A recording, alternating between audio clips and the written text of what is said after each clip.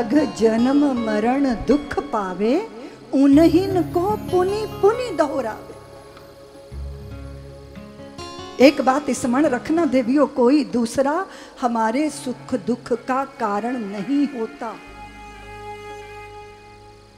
हमारी सारी अशांति का कारण ये अज्ञानता है। पीछा करता है कर्म हमारा, वो चाहे इस जन्म का किया हो, चाहे जन्मों जन्मों का किया। कितना धर्मात्मा है, कितना पवित्र है, राजा है पर विनम्र है, सहज है। देवालय बनाया, ठाकुर जी का मंदिर बनाया, और फिर एक धर्मात्मा ब्राह्मण को उसकी पूजा का कर्तव्य सौंपा। आप शांत हो, आप निर्मल हृदय के हो, आप सच्चे हो, आप श्री हरि चरण परायण हो, आपकी चित्त वृत्ति में सात्विकता है। ब्राह्मण देव, मेरी ठाकुर बाड़ी की सेवा करोगे? ब्राह्मण ने कहा, हाँ राजन।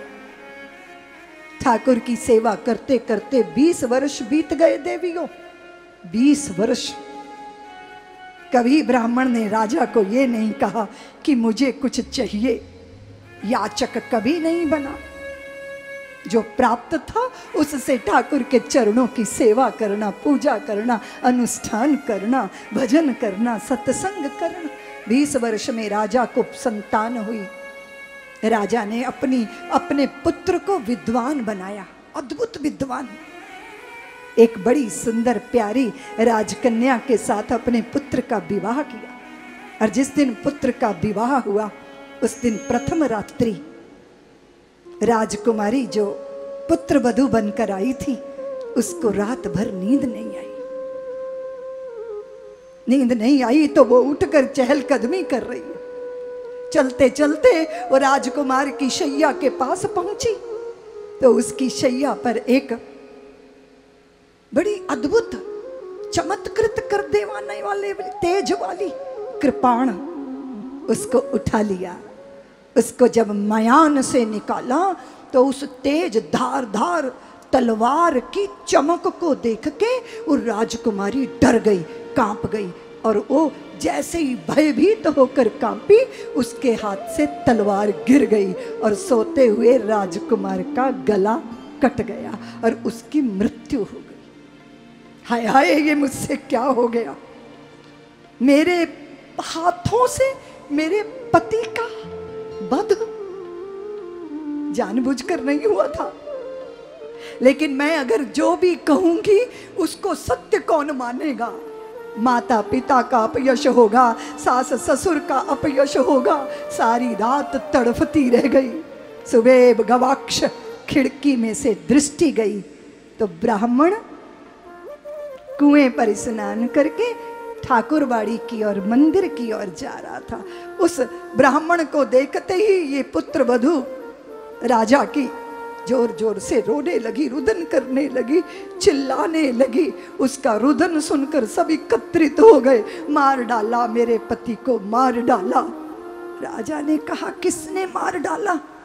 बोले, नहीं देखा, लेकिन जो इधर से गया है वो ठाकुर द्वारे में गया है। दौड़कर राजा गया तो वहां ब्राह्मण भगवान की सेवा में लगा था। पकड़ लिया ब्राह्मण को, तुमने मेरे पुत्र को मार डाला।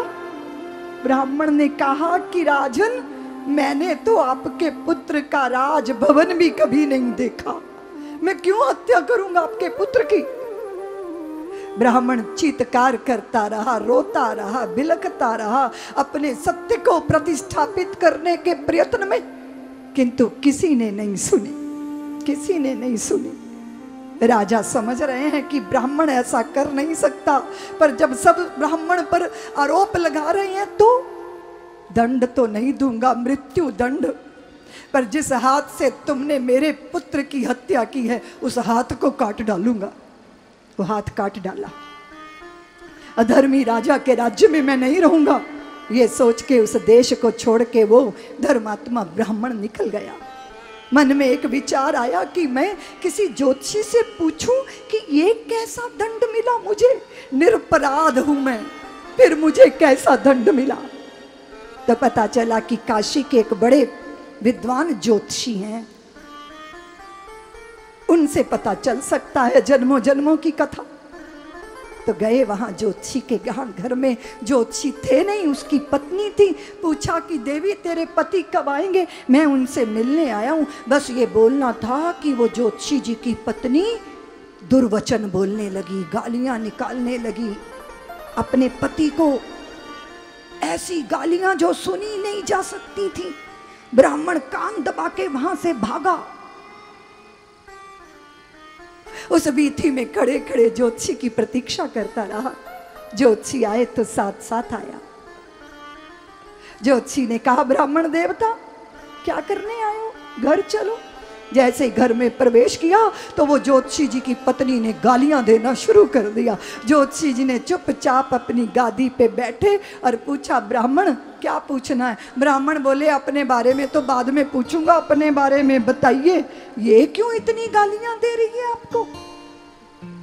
ज्योतिषी ने कहा कि उसका दोष नहीं है, वो मेरी पत्नी नहीं है, वो मेरा कर्म है, वो मेरा ही किया कर्म है।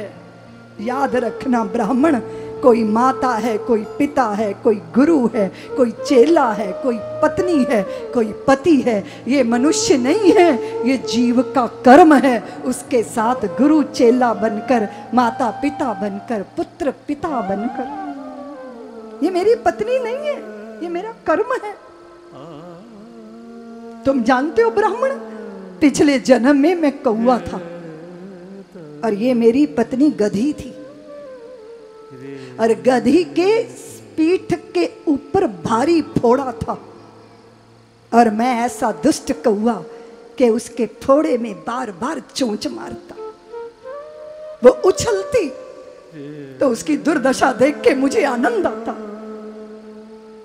वो मेरे भय के मारे घर से बाहर नहीं आती थी, लेकिन मुझे उसी की ताक रहती थी कि कब गधी आए और कब मैं उसकी पीठ के फोड़े के साथ छेड़छाड़ करूं।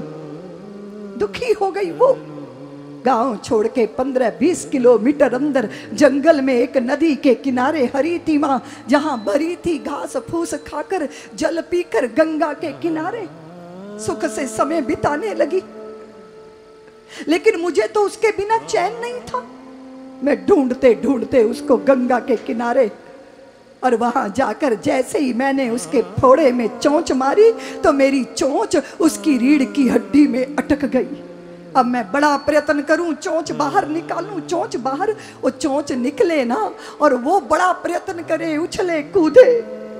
उसने सोचा कि ये दुष्ट मेरा पीछा नहीं छोड़ेगा, मैं गंगा में कूद जाती हूं। वो गंगा में गई और मैंने बड़े प्रयत्न किए कि मेरी चोंच हड्डी से निकले, लेकिन संभव नहीं हुआ। वो गहरे पानी के प्रवाह में चली गई। हम दोनों पानी के प्रवाह में फंस गए और वहीं दोनों का शरीर छूट गया और हमारा मिलन पति पत्नी के रूप में हुआ। जिंदगी भर ये मुझे कोसेगी, जिंदगी भर ये मुझे गालियां देगी, जिंदगी भर ये मुझे अपमानित करेगी, पर मैं चुपचाप सहन करूंगा, क्योंकि मेरी पत्नी नहीं है ये मेरा ही किया कर्म है जो मेरा पीछा कर रहा है। अवश्यमेव भोक्तव्यम कृतम कर्म शुभाशुभम ना भुक्तम क्षीयते कर्म कल्प कोटि शतैरपि। ब्राह्मण ने कहा कि ज्योतिषी जी मुझे तो बताओ, उस धर्मात्मा राजन ने धर्मात्मा होकर दुष्टता क्यों की, मेरा हाथ काट लिया। तो ज्योतिषी ने कहा, ब्राह्मण राजा का कोई दोष नहीं, कोई दोष नहीं। तुम तो पूर्व जन्म में एक तपस्वी थे, तुमने व्रत धारण किया था कि मैं कभी झूठ नहीं बोलूंगा। एक कसाई पीछा कर रहा था गैया का, और उसने तुमसे पूछा गैया किधर गई। तुम शांत रह सकते थे, मौन रह सकते थे, पर तुमने झूठ नहीं बोलने का संकल्प किया था, तो ये हाथ इशारा करके तुमने बताया कि गैया इस तरफ गई है। उस कसाई ने उस गैया को जब मारा, उसका चमड़ा उधेड़ रहा था, इतने में एक शेर ने आक्रमण किया, कसाई और गैया दोनों को खा गया। उनकी अस्थियां गंगा में गिरी और गंगा के प्रताप से वही गैया राजकुमारी बनी और वो कसाई राजकुमार बना। दोनों का मिलन हुआ सिर्फ इतनी देर के लिए कि कर्म का भुगतान करना था। उस राजकन्या के हाथ से तलवार गिरी और वो राजकुमार मारा गया। तुम्हारा हाथ इसीलिए काटा गया क्योंकि तुमने यही हाथ उठा के इशारा किया था कि गैया इस तरफ गई है। जानते हो ये कर्म बंधन है, ये पीछा नहीं छोड़ेगा। अवश्यमेव भोक्तव्यम कृतम कर्म शुभाशुभ। सब्सक्राइब करें साध्वी ऋतंभरा जी के YouTube चैनल को और हमारे वीडियोस को सबसे पहले देखने के लिए बेल आइकन को दबाना ना भूलें।